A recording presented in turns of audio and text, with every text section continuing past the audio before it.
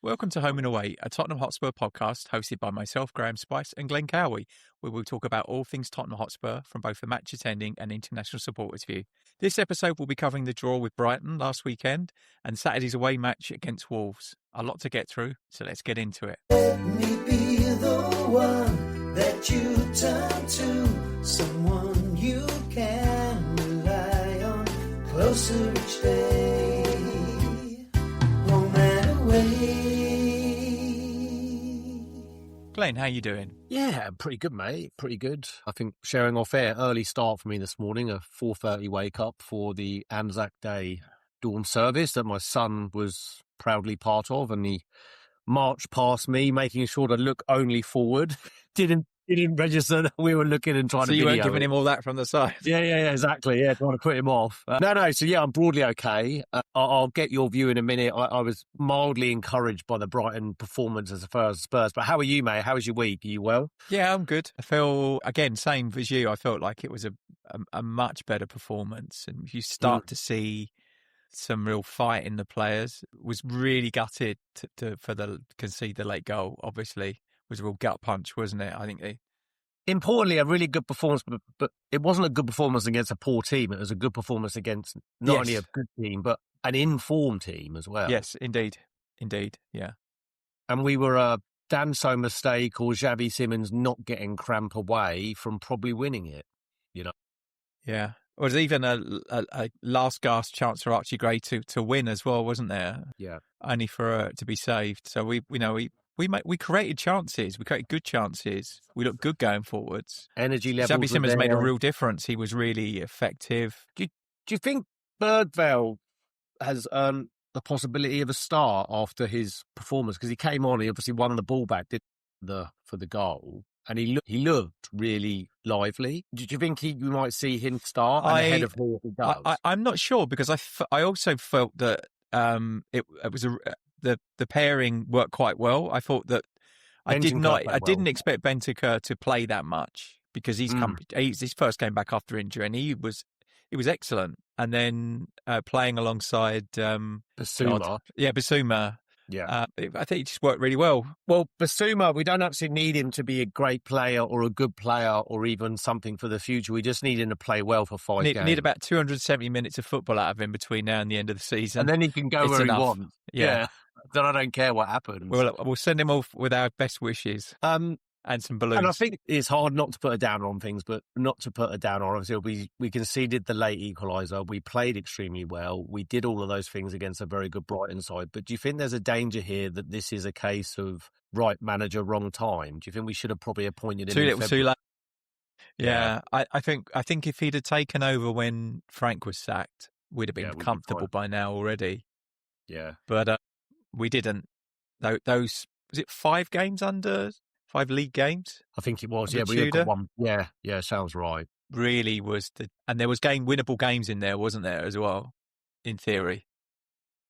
Well, yeah, the Palace one comes to mind. The Forest one where we just completely collapsed. Rolled over, yeah. Fulham away, they didn't play that well. No. But I think, we've got probably the right guy in charge now, and he seems to get a tune out of them. But West Ham didn't win, though, Graham. They didn't win against Palace, and I had them down to win that. I thought Palace would be still hungover from their European. I think Palace were unlucky not to win. They had a goal disallowed, didn't they, as well? Yeah. Which was unfortunate. So I think with the bookmakers, we're still favourites to go down because of our position, but 15 points is still a lot of points to play for. I mean, where do you sit on that Brighton point being an important point that could end up really playing and keeping us up? And then the West Ham fixtures, they've got to go to Newcastle, and you don't know what you're going to get with them being Newcastle. And then they've got Arsenal at home, and Arsenal have to win every game to win the title. We've got Wolves this weekend, and they're already relegated. I mean, where do you sit on the hope? I'm going to call it the hope-o-meter. Like, where? I feel like I don't want to put too much on this until we've played tomorrow. I think the Wolves game, once we've got that one out the way, and then we'll know. If we lose it, then I think we're screwed and we're done. But if we win it, and for instance, if we win it and West Ham lose or draw, we'll go above them, and we've got a goal difference in our favour still. And then it's going to be neck and neck, I think, all the way. But I think we need the win more than we need the performance tomorrow. We need the 3 points. Almost don't care how we get them. I literally wouldn't care if Danso, it rocketed off his arse or something and went in from a corner. Don't care. It can be as ugly as you like, but we need the win. We need the 3 points. As much as anything, just to break that cycle of 15 games without a win, the 118 days or whatever it is. It's much probably more than that now, but we just need that. We need that gone. At least then the performance last week was good, but we need the win now. We can't afford to have 5 more good performances and not get the points. Yeah, it has to. Almost don't care about the performances. Can be whatever they need to be. They just need to be enough to win the games, or at least 3 of them. I think 3 gets us safe. It has to equal points on the board now, doesn't it? Yes. You could almost say in February a point isn't enough against Wolves. Yeah. 3 points against Wolves. 3 points against Villa. Is it Villa next? Yes, that's Wolves, Villa, Leeds. Leeds should be safe by the time they play us, though. Yeah, Leeds, Chelsea, and then Everton last game. Yeah. Chelsea, you don't know who the hell's going to turn up, do you? I mean, it's got the boot room boy taking over this time, haven't they? I was hoping that they wouldn't have pulled the trigger on Liam Rosenior. Yeah. But I don't think they could afford to do another 3 or 4 games without. I mean, they were looking as bad as us, weren't they? They hadn't scored a goal in 5 games. Ironically, they're in worse form than we are. We've got a point in the last 5 games. They haven't. Yeah. Stamford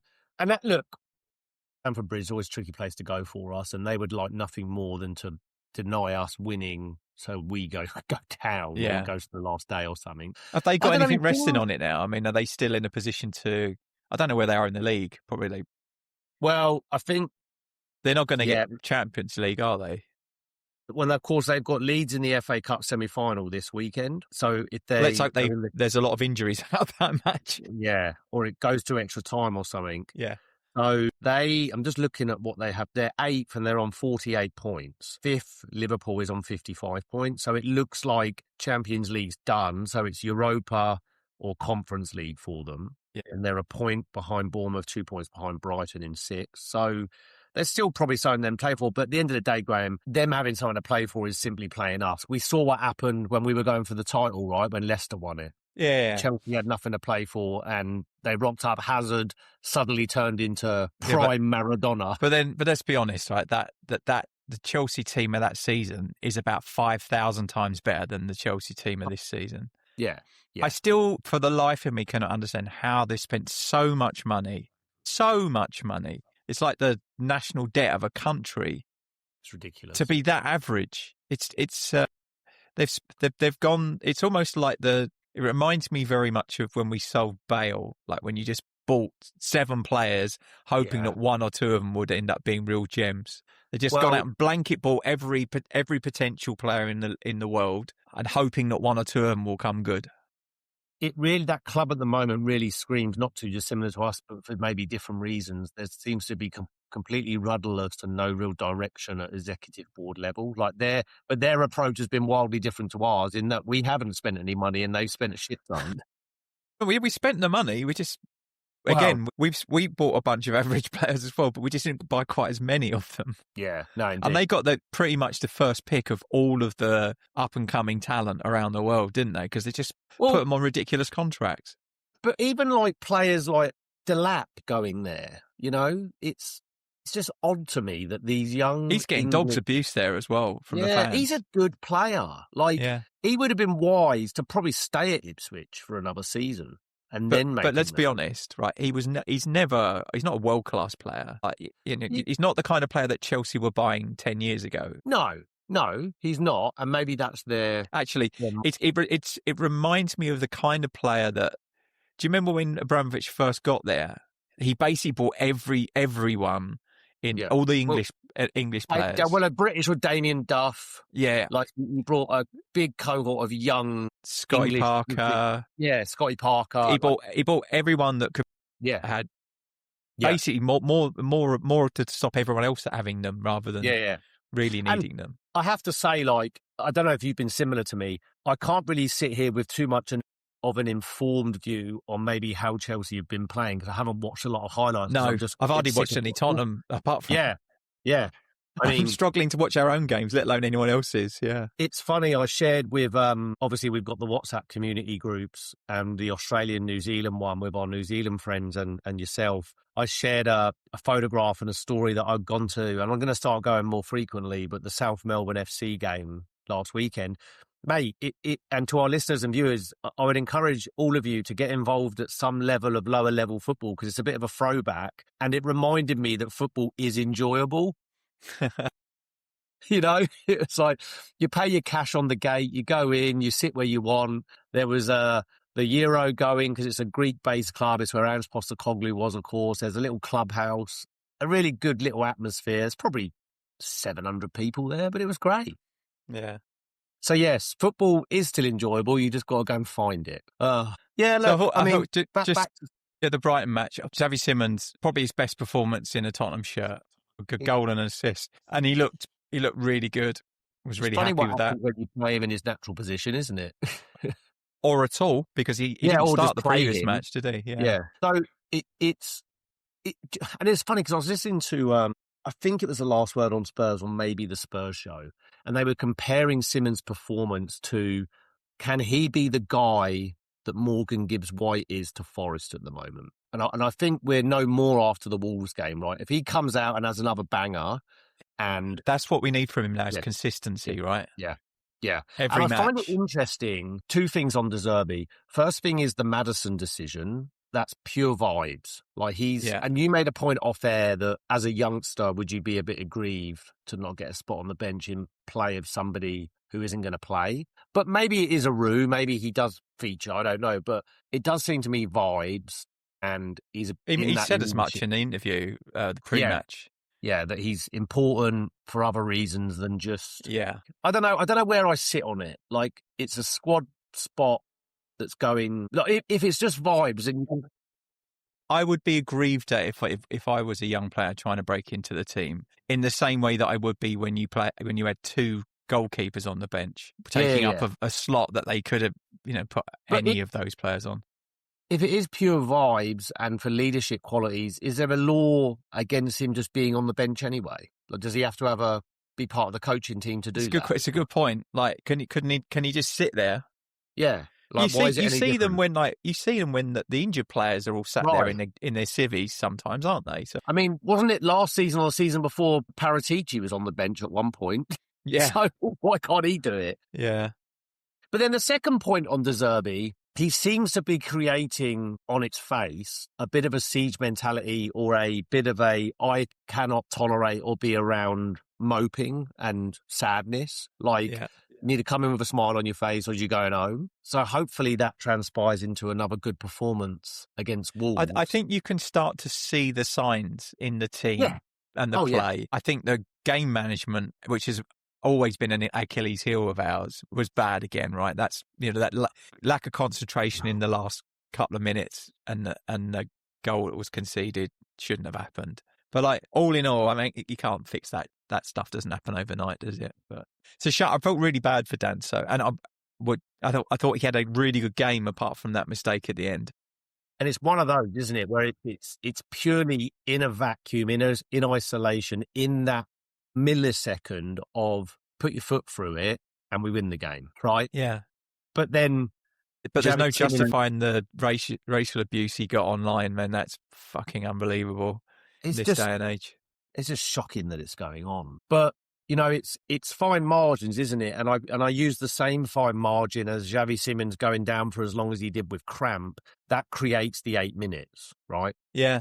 But without that, we maybe see 4 minutes. So then you don't maybe itch into that 5th minute and they don't get that chance, but maybe they get a chance another way. Yeah. But then talking about fine margins, and we covered it briefly, and I was not a fan of his at all. I said he reminded me of Emil Heskey, but apparently Brobbey, in retrospect, should have received a red card for what happened. Yeah, I think it's really nice when the governing body for the referees comes out after the fact and tells you were robbed. It doesn't really help, does it? It just beggars I belief. mean, if it ends up being the difference between us getting relegated or not relegated, have we got a case against them? Lawsuit, yep. I mean, it beggars belief that we have VAR and yet they can't make that decision live in that moment. Well, I think the problem is they did make the decision. I think the issue is that VAR is still human making a decision. Yeah. He might have slowed down video to watch it, but if he it's still it's a subjective human decision, right? It always will be. It's you or me, we can make mistakes. Unless it's a computer, like for a fairly objective binary decision about something being onside or offside, like they have now with this sort of semi-automated system. But for stuff like that, it's always going to be interpretation, and that's subjective. So it doesn't work, does it? No, it's frustrating. It's just another referee with a different view of the game. Yeah. 100%. Yeah. Just he's not on the pitch and he's not in the hurly-burly of running around and But put it this way, if it had been the other way round, if Romero had pushed him like that, he'd be sent off. Yeah, because he's got previous. You know it. Yeah, you know it. I mean, if I had to ask you right now, and removing who West Ham have to play, just purely on vibes and emotion on what you've seen from the Brighton game, do you think we get enough points to stay up? I think there's a chance. Whereas maybe 2 games ago, I didn't think there was a chance. I'd resign myself 2 games ago as well. Yeah. It might still happen, let's be honest. It may well still happen, and it will be what it will be. I think that's at least that way. I feel like if we've put up a fight at least for the last 5 games, we pick up some points. And if we still go down after that, can't pin that on De Zerbi, can you? No, you can't. And I've listened to quite a lot of Tottenham pods and various other opinions, and I'm kind of leaning into the fact, I think I said to you or many players, if we go down, so fucking be it.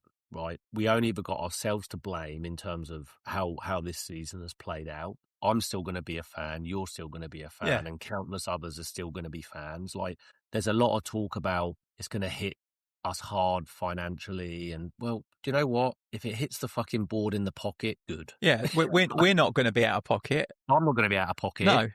You're not going to be out of pocket. The club will be, and it might affect the kind of players that we can put on the pitch. But we'll be building a championship squad. I've not been overwhelmed with confidence in the players we have been putting on the pitch. This is the thing. I still think most of them aren't good enough for the championship. No. Well, this is it. This is exactly it. The problem we might have is moving some of them on the massive salaries that they're going to be on. We better hope that they've got good clauses in their contracts to half their salary or something. Do you know? And even then, I think they'll be overpaid. You know, it's funny, isn't it? And I hope we don't end up in a similar position to them, but Leicester City, very, very similar. Wow. In the context of that squad, that championship squad, some of the wages, like Harry Winks is on 90 grand a week and they're League One. Like, I mean, it's just nuts. Skip's still there as well, isn't he? Yeah, he's on 50 grand a week. Yeah. And he's not even been playing. He's been nowhere near the team, I don't think. I saw footage, and credit to them, they were very agreeable, but there was a group of fans outside the stadium, outside the King Power, and they were waiting for the owner, and some guy's videoing it on his phone, and they were just calling him over and just saying, we just want to talk to you. We just want to talk. We don't want to hurl abuse. We just want to talk. We want to understand what your position is. And credit to the owner, he did come over because it's his son, the owner that got killed in the helicopter crash, wasn't it? Yeah.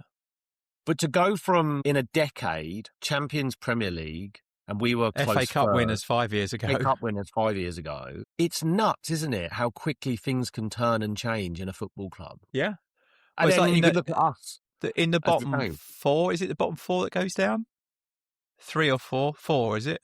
It might be 4. I need to look, yeah. Maybe it's 3. 4, I think it is. And you've got 2 previous Premier League winners, right? I think Blackburn are in the bottom 4 as well at the moment. They're close. They're not quite, but they're close. Oh, West Brom far away, yes. They got a points deduction today as well, West Brom. Oh, they did, yeah. So does that I wonder if that puts them down. But anyway, yeah, it's 2 points.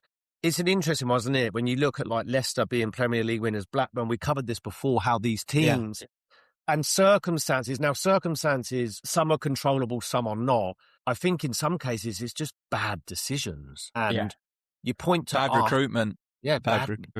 And the man make a massive difference, can't it? I saw who I hate with a passion. I saw Martin Keown on TalkSport a few weeks ago saying, get Thomas Frank back to finish what he started. I'm like, what's that? Not scoring goals, not creating chances. Like, I don't want that man anywhere near us.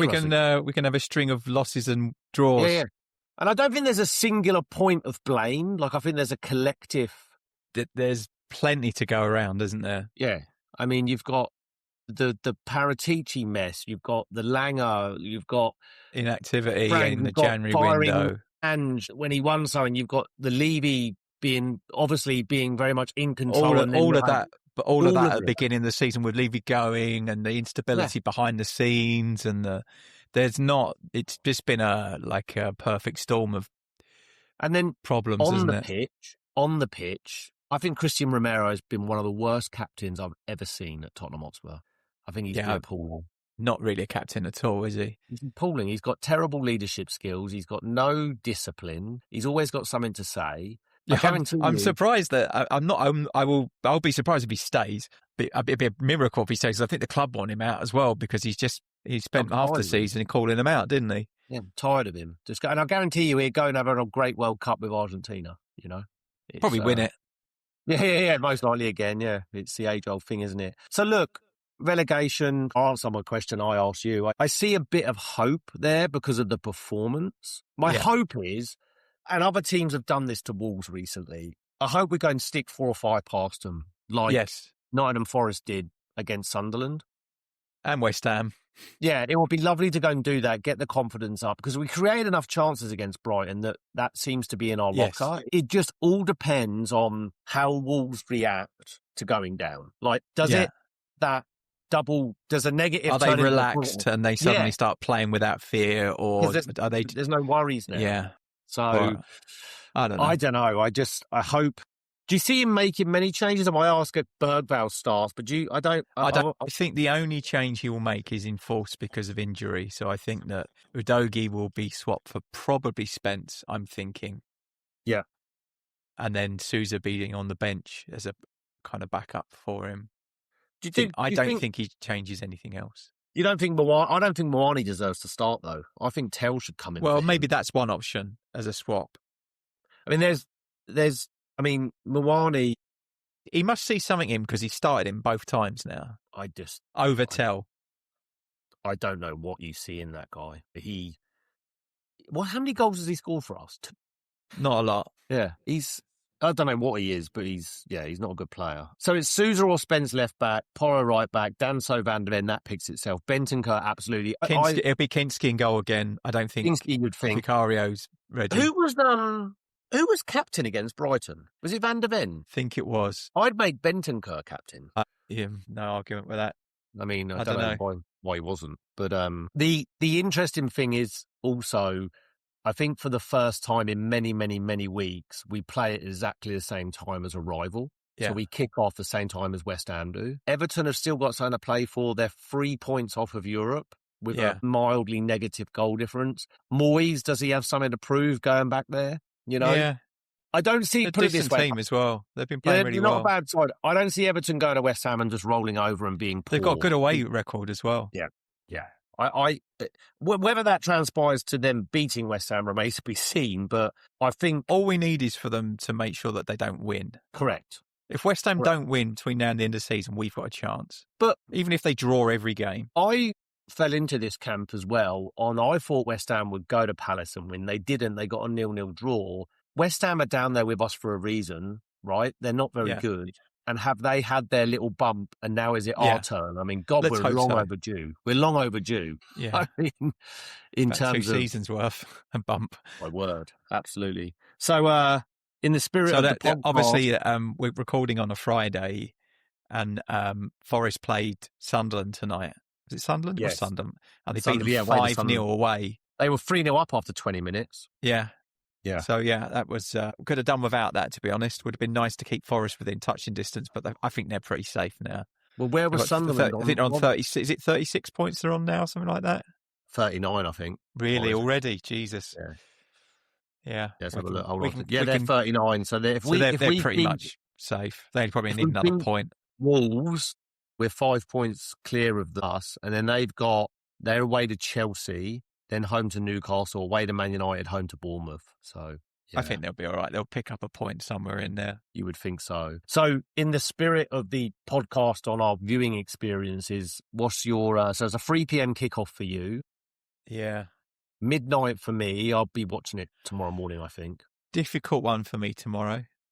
You got plans? It's Heather's birthday. Well, there you go. I think I might have to record it and watch it in the evening after she's gone to bed. There you go. Will you be able to I won't be able to keep my... I'll have to watch... I'll see. I don't want to... I'm not going to say anything that might be used against me, but... Well, I'll probably watch it in the evening. I have the added benefit of me keeping from the score when it's a midnight kickoff is easy because I'm just asleep. Yeah. For me, it's much more difficult because I'd have to remember to turn off every app on my phone that might accidentally give me the score. Yeah. No, indeed. So, speaking of the score, what do you think it's going to be? Do you think it's going to be cagey? Do you think we're going to go there and just play with a bit of freedom? And I think we have to. I think we have to play like we like football again. And I think that's part of what he's trying to impart on them in training. Is you have to enjoy it. Play with a smile on your face, like you really enjoy playing football again. Because some of them have looked like it's been a chore and really struggled to see they've not enjoyed it. And I can imagine it must be pretty soul destroying to go through. Well, it has been for us, so I'm sure it is for them as well.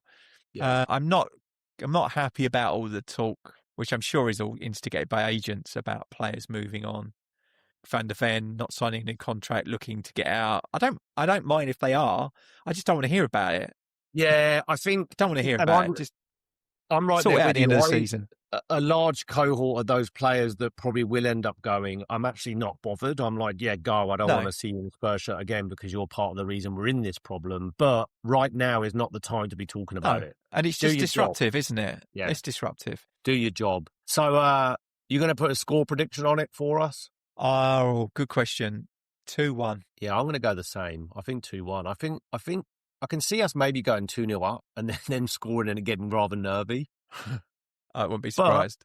But back to my point, I'd love for us to just go and do what other teams have done to them and send a bit of a message that, no, we're in this fight, we can score some bloody goals and we can get out of this mess. But because I think, as I said, ugly's fine, right? I don't care we just need the win more than we need a performance. I almost don't care what it looks like at this point. I would suffer a very ugly 1-0 win and be very happy with it. Because, of course, Villa, our next game in the Premier League, we're away to Villa on Sunday, May 3rd. They play Forest away in the first leg of semi-final Europa, and then they played their second leg after they played us. Yeah. So let's hope that the first leg is tight and there's something, you know what I mean? There's plenty to play for in the second leg. I hope there's something to play for because you would think and hope that they do rest a few, especially given their league position. If they beat Fulham tonight, that pretty much should secure them Champions League football. Well, the good thing is for Forest now, they're more safe as well, aren't they? Yeah. Because so they will probably put a team out against Villa, which will be good. And actually, when you think about it, both teams have got like a tradition of European matches, European trophies. They will both be wanting to try and win that trophy. 100%. One of them's going to be in the final, right? So they'll both want to be that one. For me, Villa are the favourites for Europa League. And there's a certain twist of kind of coincidence, whatever you want to call it, but we played them on May 17th, 2025, so a full kind of few days before our Europa League final. Yeah. And they beat us 2-0, and it's fair to say we rested a few. Yeah. So maybe they'd do us a favour and rest a few ahead of their big semi-final second leg, and we can get a result. I mean, beating a Villa team with one eye on Europa League is not beyond us with the players that we've got. But again, it all plays into off the back of what? We need to beat Wolves first. That's the first one in front of us. If we don't win exactly. that game, one game, that there's no point looking further ahead than that. We can look at we know there's 5 games. We know all of them are winnable with a certain set of circumstances. Like we have to turn up, we have to play very well in all of them. We have to avoid any further injuries. We need other teams not to be at their best as well. We need a bit of everything to really go our way, but they are all winnable. Yeah. But we need to stop predicting that and start showing it. We need the wins. Yeah. That's it. Well, it's like Van der Ven, was it a month ago, 3 weeks ago, and he came out and said on the press conference, no, it's nonsense. We're not planning for moves. We do absolutely care. Well, you haven't shown that. You still haven't shown that. At least I felt like I felt like last weekend that we saw a bit of that. Oh, yeah. I think so too. Like, there were still the individual errors, and sometimes you can forgive those when you put in a bit more of a collective performance. The trouble, we've got ourselves in a position where those individual errors might be the things that send us down. Yeah.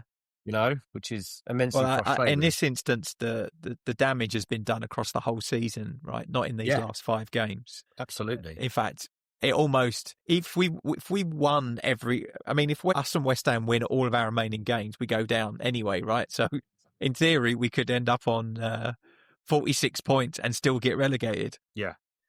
No, indeed. But I don't think that will happen, obviously. But it's just a case of, So much can happen. There's going to be so many more twists. We could well be sitting here in 24 hours' time and we've won, West Ham have lost, and then we're a point ahead of them, right? Things can change quickly, and let's hope that they do. Just on a separate note and a bit of a plug, we're going to have a little bit of a bonus episode, I think, aren't we? Off the back of the news that we're talking to a sporting director in Germany, we're going to have Sebastian Kehl is being heavily linked to be our next sporting director. And Ben, who we've had on previously as a guest. German football expert. Yeah, who spends a lot of time covering the Bundesliga and is very familiar with Dortmund as well. He wrote a piece about it last week, actually, which I saw on LinkedIn. So I'm looking forward to having a conversation with him about that. He can tell us a bit more about him and what to expect. Yeah, so a bit of a bonus. But it's interesting. I've looked around and I see mixed messages from Dortmund fans. So it'd be nice to get a kind of slightly more objective view. Yeah, I'd be interested to get his view, and that recording is happening in the next few days. That'll be a bit of a bonus episode. But I read something. Didn't this particular sporting director that we're going after, did he fall out with like Jude Bellingham's dad or something? Like, I read some story. I don't know. So maybe see what you can get see what inside track Ben has in what he can share. Yeah. He's got good knowledge. Yeah, looking forward to that. I would like to say I'm looking forward to the Spurs game. I'm probably not. I'm just going to endure it. Let's hope that we actually show up and have a good performance. I'll probably be watching on delay. But yeah, I didn't have a great deal else other than that short plug for the episode ahead. Unless you had anything more, mate. I don't know if there's got anything more to add from yourselves, but I'll just close out from myself as always with Come On You Spurs. No, nothing else from me. So thanks to everyone who's listened in. Please like and subscribe to the podcast to tickle the algorithm so we can get in front of more Spurs supporters. And as Glenn said, come on you Spurs. Let me be the one that you turn to, someone you can rely on, closer each day.